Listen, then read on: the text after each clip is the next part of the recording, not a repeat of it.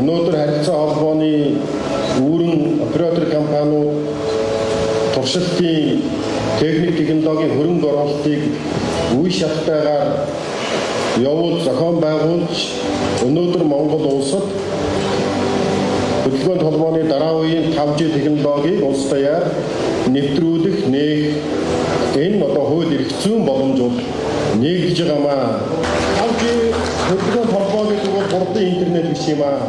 Бидний хэлдгээр шинэ эдийн засаг технологи суурилсан дараа үеийн аж үйлдвэр жинхэнэ утгаараа хөгжих боломж бий болж байна.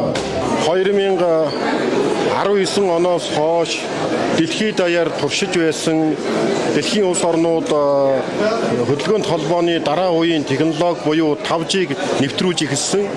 5G-г ямар зорилгоор нэвтрүүлсэн бэ гэхээр ерөөсөө аж үйлдвэрийн дараагийн үеийг бий болгоё. Аль болохоор бүтээмжийг бий болгох, хүний оролцоог бууруулах, 24 цаг тасралтгүй ажилладаг шинэ үеийн үйлдвэрийг бий болгоход бол хангалттай эрчим хүчний нөөц нэмээд одоо хурдтай интернетийн нөөц байх юм байна гэж үзсэн. Тэгэхээр өнөөдөр Монгол улсын шинэ эдийн засгийг бүтээх аж үйлдвэрийн 4-р хувьсгалыг авчрах хоёр гол гарцынх нь нэг одоо 5G технологи улс даяар нэвтэрж байна. Тэгэхээр нэг зүйлийг би энд онцлон ойлгуулах нь зөв бахаа гэж бодож байна. Ховын хөвшид хөрөнгө оруулаад хийдэг ажлыг төрийн байгууллага яагаад ингэж зөвшөөрөл өгдөг юм болоо гэж зарим нэг хүмүүс асуудаг. Гэтэл бидний нүдэнд харагддаггүй энэ агаарын орон зайд араадууд автономжийн зурвас гэж маш том нөөц байдаг. Энийг дэлхийн цахилгаан холбооны байгууллага хурлаараа улс болгонд энэ нөөцийг хуваарлдаг. Монгол улс нөөцөө авахын тулд энэ хуралд идэвхтэй оролцдог. Харилцаа холбооны зохицуулах хороо Монгол улсад одоо хангалттай ийм нөөцийг авчрах энэ ажлыг зохион байгуулад энэ нөөцийг одоо хуулийн хүрээнд сонгон шалгаруулад өнөөдөр 5 оператор компаниуд 5G үйл ажиллагааг нэвтрүүлэх эрхийн бичгээ бол авж гин. За урьдчилаад харилцаа холбооны компаниуд бол техникийн туршилтаа хийсэн байсан учраас өнөөдөр шууд улс орон даяар нээж байна. За ингэснээр бол хамгийн гол нь Монгол улсын эдийн засаг дотоодын нийт бүтээгдэхүүн жил болгон 1.80 төгрөг орчмоор өсөлт авчрах энэ боломж бүрдэж байгаа. 1-4% өсөлт авчирдаг. Бид нар хамгийн багаар одоо дотоодын нийт бүтээгдэхүүний 1% өсөлтийг 5G авчирлаа гэж үзэхэд бол бид нар бол 800 тэрбум төгрөгийн өсөлтийг жил болгон Монголын эдийн засагт авчрах боломжийг олж байгаа. Хоёрдугаарт хүний хөгжлийг тэгш хүртээмжтэй хүний эрхийг хангах энэ боломж бий болж байгаамаа. Хөдөө орон нутгийн хүмүүс маань хангалттай, чанартай эрүүл мэндийн үйлчилгээ, боловсролын үйлчилгээ авч чаддаггүй.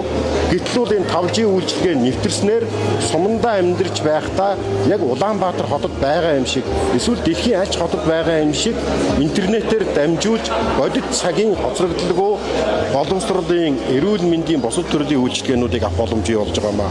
Монголын эдийн засаг бол уул уурхайгаас нэн хамааралтай байдаг.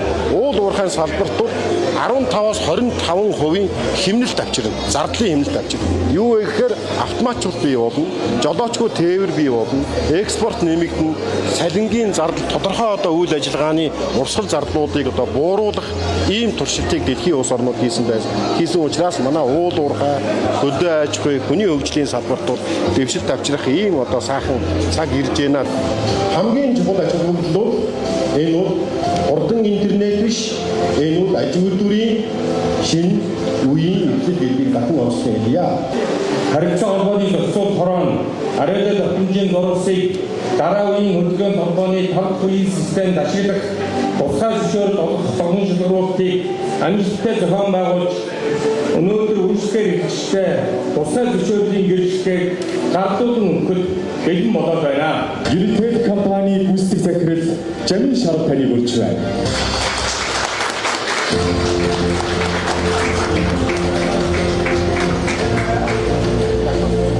Mobicom корпорацийн гүйцэтгэх захирал Коши Курушима таныг урьж байна. Тайт компани гүйцэтгэх захирал Амар Чингүн таныг урьж байна.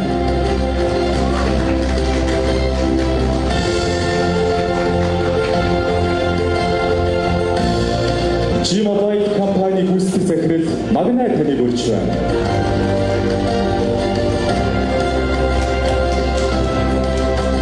Онто компани гүйцэтгэх захирал Мандол таныг урьж байна.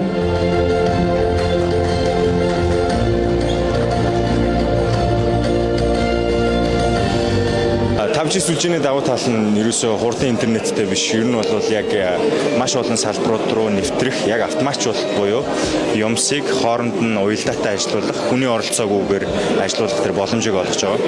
Тэгэхээр яг хөө дэлхийд дахинд нэвтрээд удаагүй байгаа энэ технологи зөв зэгтээ Монгол руу орж ирж байгаа. Хамгийн гол одоо эндээс үн цэнийг гаргах боломж нь бол монголчууд өөрсдөө энэхүү 5G технологиг ашиглаад өөрсдийн гэсэн оюуны бүтээл хийхдээ. Оюуны бүтээл гэдэг маань юу гэж нэрлэхээр яг энэ IT салбарын маань IoT гэж юмсын интернет гэдэг юмс хоорондоо уялдаатай ажилладаг тэр софтвер чиглэлийн зүйлс төр бид нэр Монгол улсад төдийгүй олон улсад өрсөлдөхүйс технологи бүтээх боломжтой. Тэгэхээр нөгөө залуучуудаа яг одоо AI гэж маш том давалгаа явьж байгаа. Энэхүү давалгааны хүрээнд хэрхэн ашиглаад бүтээмжээ өндөрсгөөд олон улсын засал дээр гарч болох тэр технологийн шийдлийг бүтээх тийм боломжууд бий болж байгаа гэсэн үг. Манай улс бол уул уурхай аж үйлдвэрийн салбарын голлох бүтээгдэхүүнтэй улс шүү дээ. Тэгэхээр яг энэ салбарт автоматжуулалт нэвтэрснээр хүн багтаа манад бол маш том өгөөж бий болох боломжтой. Гэхдээ дангаас гаднаас бэлэн бүтээгдэхүүн худалдаж авч оруулж ирээд нэмэн өртөг шингээгээ дахин борлуулах биш өөрсдөө бүтээх замаар энэ хүн үнцнийг бүтээх юм бол он цаг хугацаанд одоо удаан үргэлжлэх тэр үнцнийг бий болох боломжтой. Тэгэхээр энэ л одоо гол бидний хүлээх ёстой, чиглэх ёстой одоо чиглэл гэж харж байна. 5G-ийн хувьд бол хурдаас гадна хоцрогдох багтай. За тэгээд ачаал давч чадварыг хөгжүүлж байгаа. Тэгэхээр энэ 5G-г эцсийн хэрэгжүүлж гадна байгууллагын зах зээл дээр үйл ажиллагаа явуулдаг, үйлдвэрлэлд явуулдаг, тэгээд логистик тээврийн компаниуд боловсрол, эрүүл мэнд энэ салбарууд дээр одоо 5G технологи ашиглаад дараагийн шинэ боломжийг авах юм боломж нэгдэж байна гэж харж байгаа. За Intel компанийн хувьд сүүлийн жилүүдэд энэ 5G сүлжээгээ бэлтэж явж байгаа. Өнөөдөр улс орондоо бүх аймагуудын төв, Улаанбаатарын төвд сүлжээгээ асааж байгаамаа.